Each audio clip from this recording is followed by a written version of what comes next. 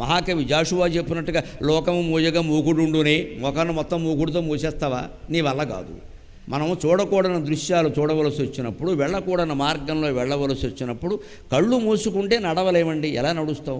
మనస్సు మూసుకోగలిగితే చాలు. అందరూ మనకి ఇలా కనపడుతున్నారు, అలా కనపడుతున్నారు అనకూడదు. వాళ్ళు ఇష్టం వచ్చినట్టు వాళ్ళు ఉంటారు. లోకాన్నంతటిని మనం మారుస్తామా? అయితే నువ్వు చూడకుండా ఉండు అంతే. మీ కళ్ళు నా వైపు ఉండొచ్చు, కానీ మీరు వింటున్నారని నేను చెప్పలేను. ఎందుకంటే ఇంటి దగ్గర ఏవో విషయాలు ఆలోచిస్తూ కూడా మీ కళ్ళు నన్ను చూస్తాయి. మీరు నిజంగా వింటున్నారో లేదో నేను గ్రహించవచ్చు. ఎలాగో తెలుసా? మీ కళ్ళల్లో కళ్ళు పెట్టి 2 నిమిషాలు చూస్తే నల్లగుడ్డు అటు ఇటు కదులుతోందంటే యు ఆర్ నాట్ లిజనింగ్ లెక్క. అది వేరే ఆలోచన చేస్తున్నట్టే లెక్క. కానీ ఇప్పుడు అందరి కళ్ళల్లోకి నేను కళ్ళు పెట్టి చూడడం మొదలెడితే మగాళ్ళ కళ్ళల్లోకి చూస్తే ఒక నేరం, ఆడాళ్ళ కళ్ళల్లోకి చూస్తే మహానేరం. ఈయనకి ఏం పని అంటారు. మేము ఉపాధ్యాయ వృత్తిలో ఉన్న వాళ్ళకి బాగా తెలుస్తుంది. మన ఎదురుగా ఉన్నవాళ్ళు మన మాటలు వింటున్నప్పుడు కంటి గుడ్డు నల్లగుడ్డు అటు ఇటు కదులుతోందంటే వాళ్ళు వినడం లేదు, వాళ్ళ మనస్సు ఎక్కడో ఉంది. ఊరికే చెవులు ఇటు ఉన్నాయండి. అంచేత చెవులు ఉండని, కళ్ళు కూడా ఉండని, మనస్సు ఎటో ఉంది కదా. కొన్నిట్లో సాధ్యం అవుతుంది కదా. చెడ్డ విషయాల్లో సాధ్యం చేయొచ్చుగా, మంచిలో ఎందుకు చేయాలి? ఓ పక్క పారాయణ చేస్తూ మనస్సు ఎక్కడో ఉంది. ఈ దరిద్ర పరిస్థితి కంటే దరిద్ర పరిస్థితిలో ఉన్నప్పుడు కూడా మనస్సు పారాయణలో ఉంటే అది భజేకం పవిత్రం భజేకం మనోహి హేతు సర్వేషాం. మనస్సే మూలం అన్నిటికీ. ఇంద్రియాణం ప్రవర్తనే. కాలు ఎలా ఉంది, చెయ్యి ఎలా ఉంది అనేది పెద్ద విషయం కాదు. ఇక్కడ మనస్సే మూలం. అటువంటప్పుడు శుభాశుభాస్వస్థాసు, శుభంలో కానీ అశుభంలో కానీ తత్యమే సువ్యవస్థితం. నా మనస్సు చాలా నిగ్రహంతో ఉంది కాబట్టి నేను ఏ తప్పు చేయడంలా. బ్రహ్మచర్యాన్ని కాపాడుకుందుకు ఇంత నియమం పాటించాడు. అందుకోసం సుందరకాండ చదవమని చెప్పారు. భజే వాయుపుత్రం భజేకం పవిత్రం భజే సూర్యమిత్రం. సూర్యుడికే మిత్రుడు అని పేరుంది. ఈయన సూర్యుడికి మిత్రుడు. ఈయనకి చదువుకోవాలనిపించినప్పుడు తండ్రిని అడిగాడు కేసరిని. నాన్నగారు ఎక్కడ చదువుకోవాలని అడిగాడు. నాయనా నువ్వు వాయుదేవుడు వరప్రసాదం వల్ల పుట్టావు, ఆయన్ని అడగరా అన్నాడు. వాయుదేవుని గురించి మహాతపస్సు చేసి ఆయన్ని ప్రత్యక్షం చేసుకుని అడిగితే, నాయనా నువ్వు నా కుమారుడు, నీకు చదువు చెప్పదగిన వాడు ఆకాశంలో సూర్యుడు అక్కడే ఉన్నాడు రా అంటే ఆయన చెప్పడానికి సిద్ధంగా ఉన్నాడు. కానీ సిద్ధంగా ఉన్నాడా అని అడిగాడు తప్ప ఎండ ఎంత ఉంటుంది, డిగ్రీలు ఎంత ఉంటాయని అడగలేదు. ఆయన దగ్గరికి వెళ్ళి వాయుదేవుడు తెలుసుకుని మా అబ్బాయికి చదువు చెబుతావా అన్నాడు. మరి నా తీక్ష్ణతగా తట్టుకోవాలి కదా అన్నాడు. ఆయన తట్టుకుంటాడులే అన్నాడు. సూర్యుడు ఈ చివరి నుంచి ఆ చివరికి అస్తాద్రికి వెళ్ళి అంటే భూమి ఒక్కసారి గుండ్రంగా తిరిగేలోగా ఆయన దగ్గర నేర్చుకున్నాడు. రాత్రి మళ్ళీ పడుకున్నాడు, పొద్దున్న మళ్ళీ నేర్చుకున్నాడు. ఇలాగ హనుమంతుడు సూర్యునికి శిష్యుడే. నవ వ్యాకరణాలు నేర్చుకున్నాడు, అనేక భాషలు నేర్చుకున్నాడు, సకల శాస్త్రాలు నేర్చుకున్నాడు. అంటే అందుకే పద్యం రాస్తారు ఆయన గురించి మహానుభావులైన కవులు. ఎండకెదురుగా నిల్చిన ఆతండు ఘనుడు కుడిచి చల్లని నీడల కూర్చుండి చదువుమన్నను చదువరి ధర ఒడుగులు. ఇవాళ మన పిల్లల్ని ఏసీ క్లాస్ రూముల్లో పెట్టాం, ఏసీ బస్సుల్లో పెట్టాం, కష్టపడి వచ్చారని ఇంట్లో కూడా ఏసీ పెట్టాం. చివరకు వాడు మనకి గోసీ పెట్టాడు. వృద్ధాశ్రమంలో బారేసి ఓ గోసీ పెట్టాడు. నువ్వు నాకు ఏసీ పెట్టావు, నేను నీకు గోసీ పెట్టాను. అన్నీ ఏసీలే, చదువు రావట్లేదు. ఇక్కడ ఏసీ ఖర్చు అవుతోంది. ఇక్కడ హనుమంతుడు ఎండకు ఎదురుగా నిలిచి చదువుకున్నాడు. నాస్తి విద్యార్థిన సుఖం సుఖార్థిన కుతో విద్య.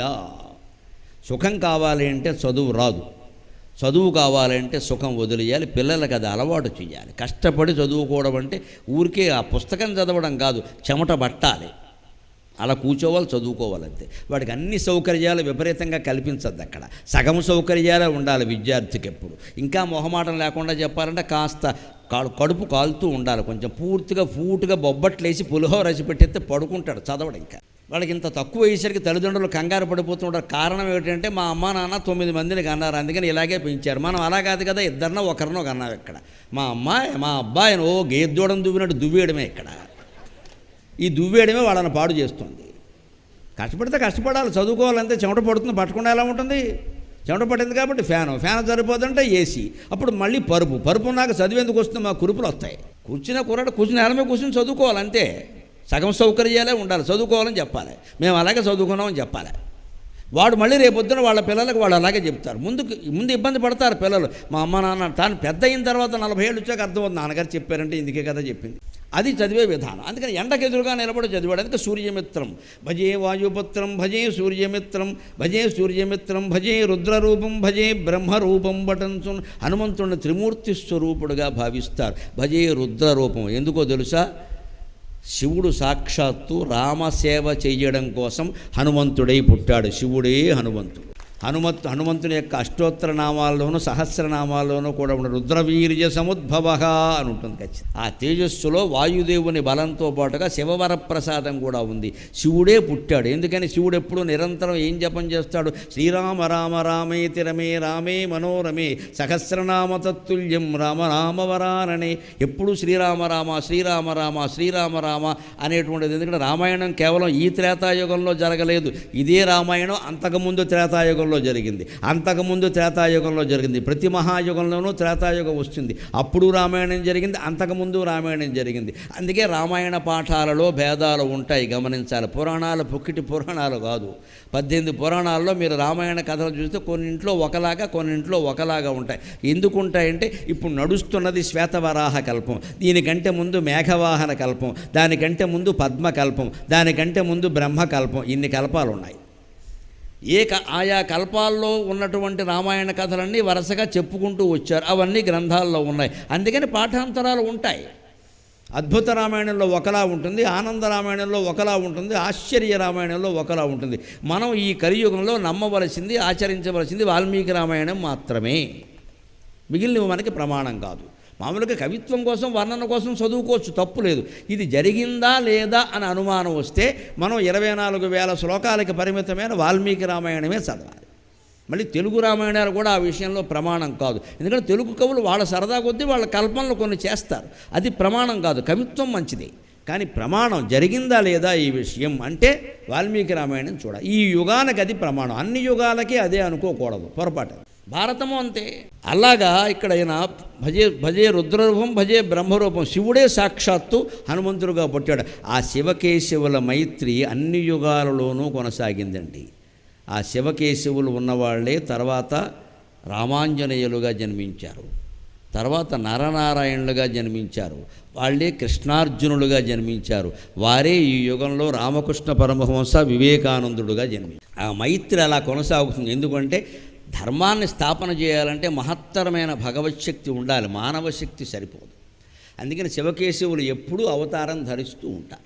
ఇగో ఈ జన్మలో అవతారం ఇది, ఆ జన్మలో అవతారం ఇది. అందుకని భజే రుద్రరూపం భజే బ్రహ్మరూపం పఠించు కాబోయే నవమ బ్రహ్మ. అందుకనే బ్రహ్మరూపం అని ఇప్పుడు ఏమంటున్నారంటే అచ్యుతరామయ్య గారు, ప్రభాతంబు సాయంత్రమున్ కూడా నీ నామ సంకీర్తనలు చేసి, పొద్దున్న సాయంత్రం కూడా నీ నామ సంకీర్తన చెయ్యాలయ్యా అన్నారు. అంటే పొద్దున్న సాయంత్రం కూడా ఈ దండకం ఒక్కసారి చదవచ్చు. ఇప్పుడు నేను చదివితే రికార్డ్ అయింది కదా, 5 నిమిషాలు కూడా ఉండదు. అది 5 నిమిషాల్లో అయిపోతుంది. స్నానం చేసేలా పొద్దున్న సాయంత్రం స్నానం చేయగానే బయటకు వచ్చి కూర్చొని ఒక 5 నిమిషాలు చదువుకోవచ్చు పూజా మందిరంలో. తర్వాత మన పని మనం చూసుకోవచ్చు. అనంతమైన శక్తి వస్తుంది. అనంతంగా భగవంతుడి కృప మీ అందరి మీద వర్షిస్తుంది. పైగా తెలుగులో ఉంది, మనకు అర్థమవుతాం శుభ్రంగా.